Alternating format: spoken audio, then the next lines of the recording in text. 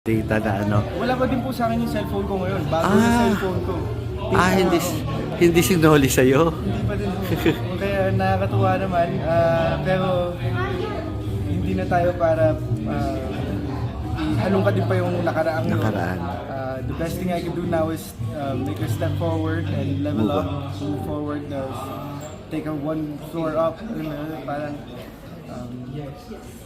God will tell whatever it is that He wants to tell. So, Pero wala ka pang move na makipag-communicate with her. I try to reach Pero, out all the time. pero wala. Ko, iwan ako message sa mga co-work and sa mga boss.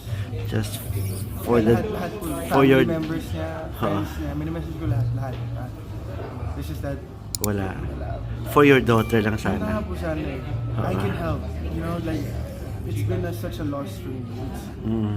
It's a terrible thing. I feel such a hollow shell right now. I don't see my daughter. It's been a tough. This is the hardest time of my life. But one thing I know is I have to prepare. You know, I have to look like I'm okay. I have to be okay for me to be able to make the next according steps towards whatever result I want, which is to be with my daughter.